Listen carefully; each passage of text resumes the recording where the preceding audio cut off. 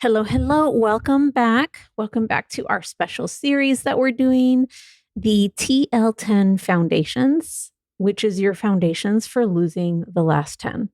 All right, let's get right into it. So, this is part 4. Today, I am talking about diversifying comfort, stress relief, and pleasure. And let's give a quick recap before jumping in. Step 1, because this series really takes you through all the 7 steps of the TL10 Foundations, which is so much more than just about weight loss. Weight loss is part of it, but this series and the last 10 method isn't just about weight loss. It's about building a life where food isn't the only thing that brings relief or joy or comfort. And that's absolutely what I'm going to be talking about and focusing on today. And so, quick recap.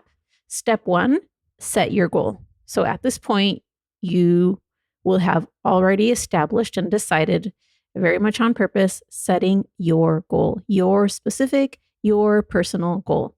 Step 2, deciding how you'll eat and doing that very much on purpose. If you didn't get a chance to listen to part 1 or part 2 of this series, you absolutely want to go back and do that.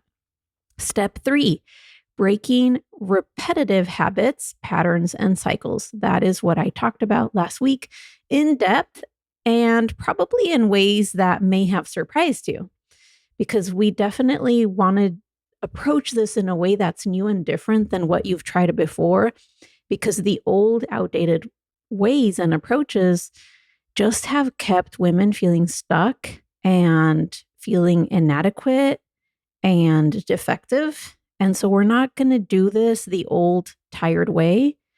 I'm giving you really what I have seen at this point. I've been doing this work going on a solid decade of just this being the focus of my work, having worked with hundreds of women.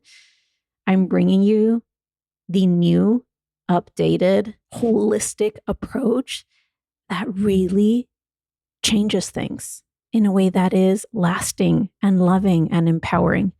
So that's steps 1 through 3, which today brings us to step 4, diversifying comfort, stress relief, and pleasure. This is so important, because here's the truth. Here's the truth of this. And I want to say, I think that this part, step 4, about diversifying comfort and pleasure and what stress relief looks like and what unwinding looks like and what enjoying yourself looks like, diversifying comfort and pleasure is, out of all of the steps, probably the one where I see that my clients and brilliant women, including myself, I definitely have to spend time in this area learning this for myself. This is the one where I see the most resistance come up. And it's not because we're trying to be stubborn or stay stuck, but it is because it really goes against so much of what we have been taught as women at large. So here's the truth. This one, if you've got your journal, your notebook, you're going to want to write this down. If food has become your main source of comfort and pleasure or stress relief in your life, in your routine, no shame. Remember, this isn't about judgment, but it is about clarity and awareness so that you can change what you want to change.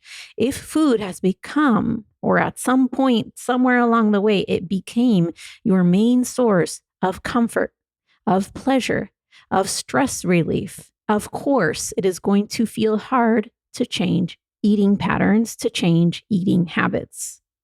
And so the last 10 approach, the last 10 method, and losing the last 10 isn't about taking away pleasure. It's not about taking more things away. It's not about taking away comfort or things that feel pleasurable or comforting. It is about expanding the things that bring you comfort, that provide comfort and pleasure. It is about expanding those things. And so, if you don't create new outlets, if you don't diversify and create new outlets for comfort, joy, pleasure, you'll find yourself that you keep going back to food. And that is where then it can feel so frustrating, Like, hey, I know what to do. I know what to eat in order to change my results and change how I feel, et cetera, et cetera. But I keep going back to food. And for so many women, it is because food feels like the only outlet, the only source of comfort and pleasure and stress relief. And if that's the case, then that needs to be diversified, because if you don't create new outlets, you'll keep going back to food. And that was absolutely the case of what I experienced for a couple of decades. Okay, so this step number 4, diversifying comfort, stress relief, and pleasure, is essential. Most of us as women have not been taught or sufficiently taught emotional self-care. And this is not to throw shade on our families or anything like that, but it's just, again, for clarity and awareness. Most of us as women were not taught emotional self-care. And culturally, for us as women, actually what so many of us have been taught is to numb or like check out, right? To hustle, to people please. So instead of having been taught to resource ourselves when it comes to pleasure and rest and comfort, we've been taught in so many cases very much the opposite, or just something different. And so again, somewhere along the way, food becomes a coping tool, or just an approach, or just the way that we provide ourselves comfort, that we give ourselves pleasure, that we provide ourselves stress relief, that we help our body wind down and calm at the end of an overwhelming, exhausting day. And it's super important. I'm not going to keep saying this a million times, but I am going to say it quite a few times. It's so important. No judgment. In fact, I don't even think this might be found controversial. There's definitely going to be differing opinions out there. I don't even think that food being a source of comfort is a problem. It really isn't. But when you are wanting to change your behavior, when you find that one of the things you do is that you are going to food as a way to provide yourself comfort, pleasure, or stress relief, or joy, etc., and you're doing that more than you want to, more than you really want to, or more than feels good for your body, then you have to be able to look at that and then start to expand. What are other ways outside of food that I can provide myself comfort, that I can provide relief, that I can provide myself pleasure, joy, etc., etc. And so, again, this isn't about judgment. It is about understanding the patterns with compassion, understanding the patterns with love, with clarity, with compassion, so that you can change what you want to change. So now we've unpacked, why does this matter? Why is this essential? Also, we've talked a little bit about unpacking, how did this even get to what it is in the first place? And so now let's talk about how to identify what you actually need. I'm going to share with you some questions. So if you've been in the habit of when you need comfort or when you're wanting comfort, you reach for the food, for the, maybe it's sweets or maybe it's crunchy snacks, whatever it might be.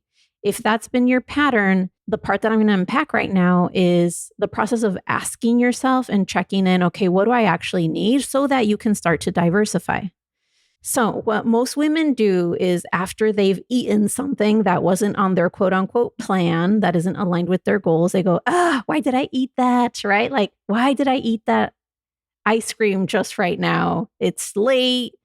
I wasn't even hungry. I already had dinner. I'm trying to lose 7 pounds. Why did I even just eat that? And just get frustrated with themselves. Here's the questions. Here's how you're going to grow this skill of checking in, asking this instead, so that you can identify, what do I actually need? And this is how you start to diversify. Diversify, whether it is comfort or pleasure or stress relief that you are seeking and needing and wanting. Here's the questions. Instead of, why did I do that? And getting frustrated with yourself and then staying stuck in that frustration, try asking yourself this. Okay, I ate that ice cream. That wasn't part of my plan for tonight, but what was I needing in that moment? What was I wanting in that moment? In fact, you can even ask, what was I craving? Another way that you can check in and ask is, and start asking this, so you're really developing the skill of checking in and defining what is it that you're actually needing so that you can start to diversify how you give that to yourself. Here's the other question. What was I trying to feel or avoid? Now, sometimes it is that we want to feel something or we're avoiding something that we might be feeling stressed or overwhelmed. Sometimes that's the case. And sometimes it might be a little bit more of what was I needing? What was I wanting? What was I craving? And so that's why I'm offering both of these. Try them out. Try them out. See which one feels most useful for you in those moments. And so when you are asking yourself these questions, what was I needing? What was I craving? What was I wanting? Maybe if you ask, what was I needing? It might be so clear and in your face, like what I actually need is a freaking nap because I'm exhausted. What was I needing and what was I craving? I'll share one of my answers that comes up when I ask myself that. And I ask myself that often because this is an ongoing self-care practice now. Often what comes up for me is I am craving just a moment to myself. How can I do that? Once you start getting answers here, okay, what I was really needing is comfort. What I was really wanting was connection. What I was really craving is an outlet to release this anger, frustration that I've been feeling. What I was really craving or needing or wanting is a little bit of fun, a little bit of joy. I've been doing just so much adulting, just like the go, getting all the things done, taking care of everything and everyone. Like I just want to do something that feels fun and pleasurable. When you ask yourself the questions that I shared with you, you'll get an answer. You might say comfort, connection, release, joy, celebration, fun, etc. Whatever that answer is, then you start to brainstorm so that you can diversify. How else can I give this to myself? Because here's something super important. Write this down in your notes. Food isn't the enemy. It's just been the only strategy or one of the only strategies. In my case, it was the only strategy. And so then I had to diversify. So I'm going to say it one more time. Food isn't the enemy. It's just been the only strategy. And so you'll ask yourself those questions. You'll start to get answers. What is it? Comfort, stress relief, pleasure, this carefree feeling like I get to just shut off? What am I craving? What am I wanting? What am I desiring? Is there something I want to feel, or is there something that I'm wanting to avoid? You start asking those questions, you answer them, and then the next part is you brainstorm and you diversify. And so I would recommend identify 3 things, even if it's one thing. Identify and brainstorm 1 to 3 things that, for example, you enjoy, that feel good for you, that feel comforting for you, that feel like a release, like an outlet. I'm just listing some options here. This will be based on your answers. When you start checking in with you, what am I needing? What am I wanting? What am I craving in the moments where I'm eating chocolate late night or whatever it might be? Brainstorm 1, 2, or 3 things, but all you need is 1, right? All you need is 1, but you can brainstorm, and totally, of course, you can brainstorm more than 3 things, but 1, 2, or 3 things that aren't food that can provide that for you, that can provide comfort for you, that feel pleasurable to you, that bring you pleasure. As an example, here's some things that might come up. Just some examples, okay? So everyone's different. Maybe something that can provide comfort is turning on some music that feels really calming for you. Or maybe it's turning off all the noise and just silence. Just silence. Okay, maybe it's a little bit of body movement, or maybe it's journaling and writing. Maybe it's calling a friend to vent. Maybe it's a bath, or your favorite blankie, or a weighted blanket. Or maybe it's some sort of your favorite herbal teas, or maybe it is the most hilarious thing on Netflix that you love watching that always cracks you up. This is so individual. I'll give you a quick example. For me, when I think about diversifying pleasure, and my clients have heard this example probably hundreds of times, I love massages. So one of my patterns is that when I was still working as an occupational therapist, I would feel just like exhausted, burnt out, overwhelmed. By the time Thursday came along, that's when I would really noticing so much more sabotaging and overeating and emotional eating. Typically on Thursdays, it just like kicked up to another level. And so once I started asking myself, okay, what am I really needing? What am I really wanting? Yeah, it was comfort and also pleasure because I was working really hard and feeling overwhelmed, etc. What I started doing in brainstorming, okay, what else could provide comfort and pleasure for me and be soothing for me? Because that's part of why I am eating more on Thursdays. That is part of what I'm wanting and trying to do for myself is I'm seeking comfort. I'm seeking something soothing and pleasurable. And so I started planning to go get a massage on Thursdays. I love massages. All of this to say everyone's so individual. My husband hates massages. And you probably know someone, right? Where they're like, oh, I hate having my feet touched. And I'm like, oh my gosh, foot rubs are the best. Massages are the best, right? So really let this be so individual. What feels comforting for you? What feels pleasurable for you? What feels like an effective source or means of stress relief? The part that I am unpacking here is brainstorming and then starting to diversify what that looks like and really starting to identify for yourself, what can this look like? If comfort isn't only food, if my pleasure and my joy and my stress relief isn't only food, what else could it be? You got to brainstorm and then you've got to start diversifying. And it is so individual.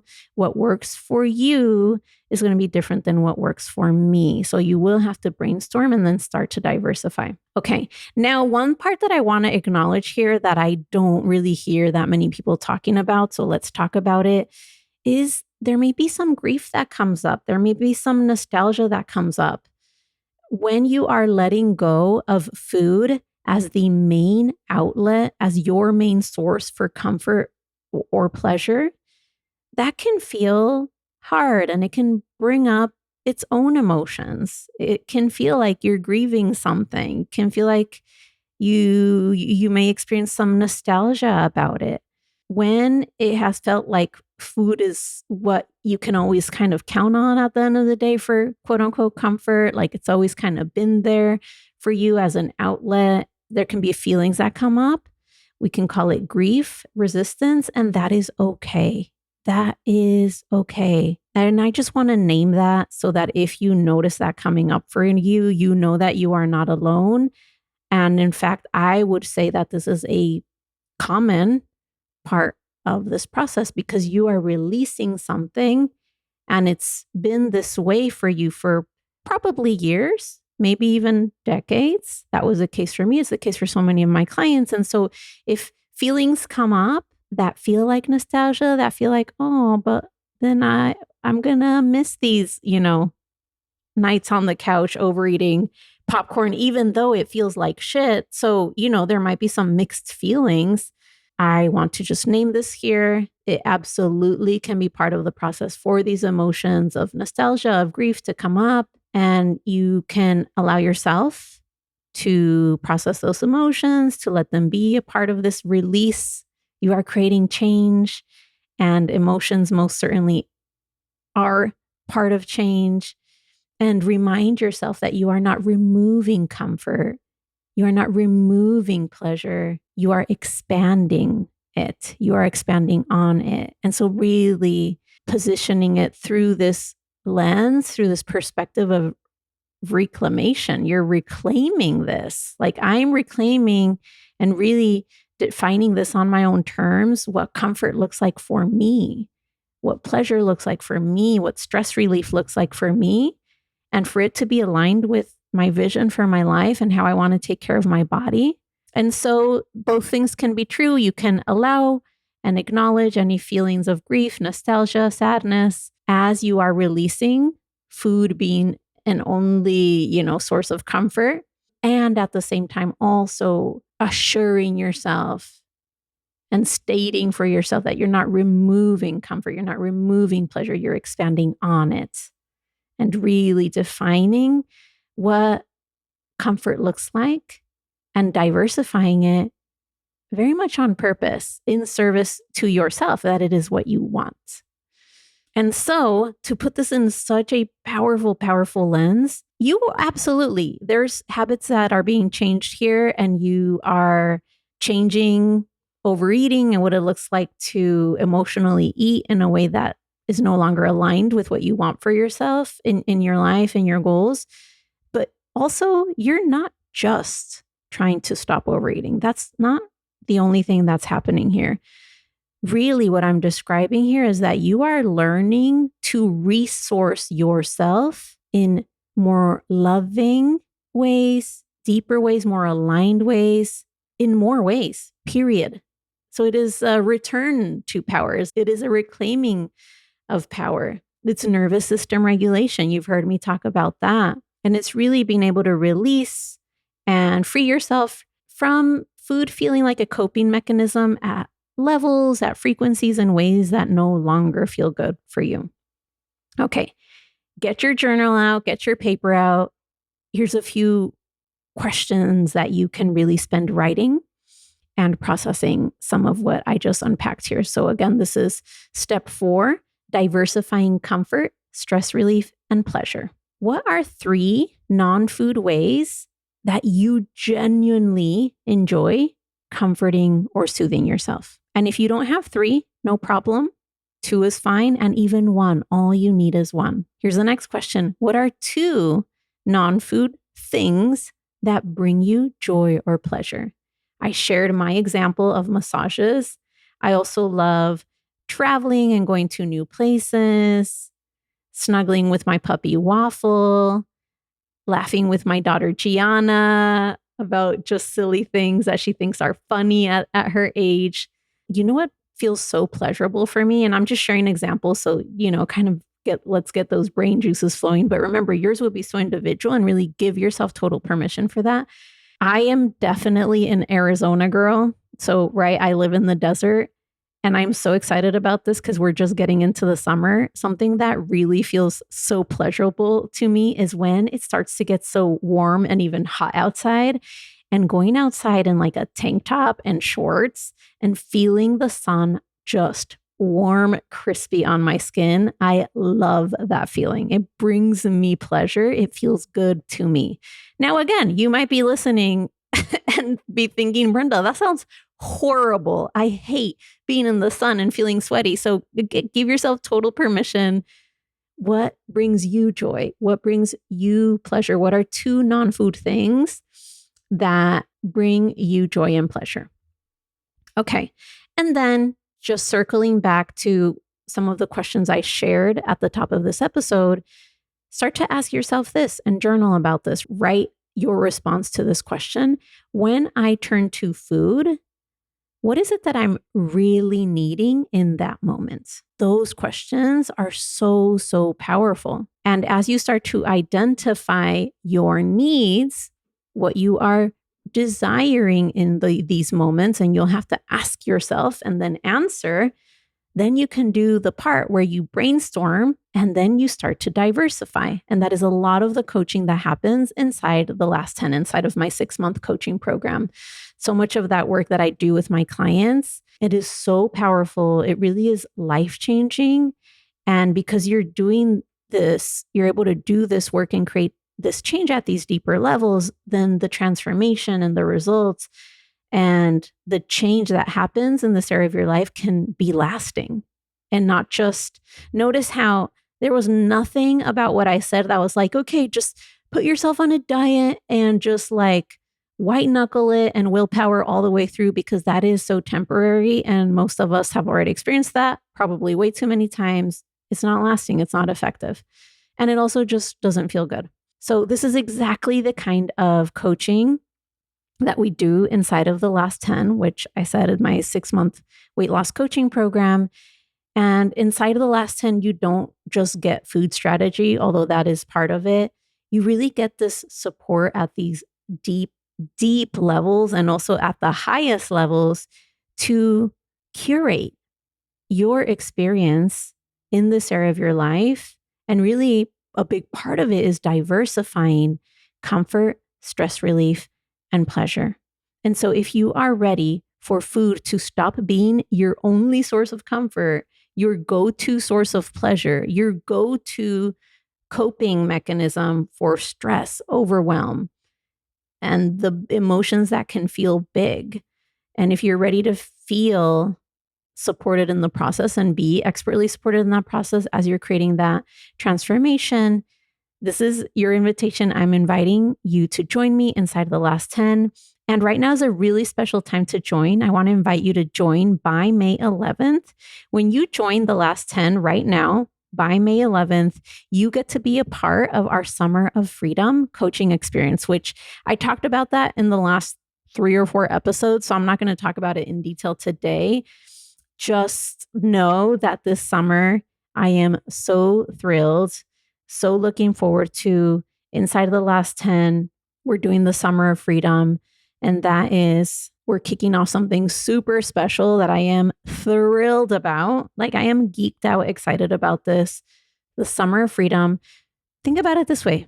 Imagine this summer, freedom from repetitive habits, pattern cycles that don't feel good for you, that are no longer what you are wanting. Freedom from weight that doesn't feel good for you on your body. Freedom from self-sabotage, limiting beliefs, old identities. Freedom from any of the stuff that is holding you back in this area of your life. This is how we do weight loss. We do it in a way where you're not just losing weight, you're healing. You get to lose weight and heal as you do so. So I'm going to invite you to come and join me and the Last 10 community, which is just such a special community. I have the most brilliant, amazing women. And this summer is going to be our Summer of Freedom. We are officially going to get started on Monday, May 12th. That's the Monday right after Mother's Day. And so go to brendalomelli.com, go to the Last 10, complete your payment, get yourself all signed up because you don't want to miss this. We're going to be kicking off with a ceremony together where I'm going to be guiding you through setting your intention for the summer, really setting the energy for the summer, your goals, your specific goals. And I'm going to be guiding you through a ritual together because, as I said, this isn't just weight loss in any old way, whether it's deprivation, restriction, sabotaging. It is really transforming and healing this area of your life so that you are able to create a change that you can feel, that feels different and beyond sustainable. It actually feels good because it's how you want to take care of yourself. It's how you want to have a relationship with your body. It's how you want to have a relationship with food. So let this be the summer. Experience next levels of freedom, actually feeling empowered in this area of your life. And of course, I would be honored to support you in this process. So go to brendalomelli.com, join the Last 10. Make sure to go over there and get signed up by May 11th. We're going to get started officially on May 12th. Come in and join us for the Summer of Freedom. It's such a special thing that we're kicking off inside of the Last 10. I cannot wait to see you and be in your corner. All right, my sister, I will talk to you soon.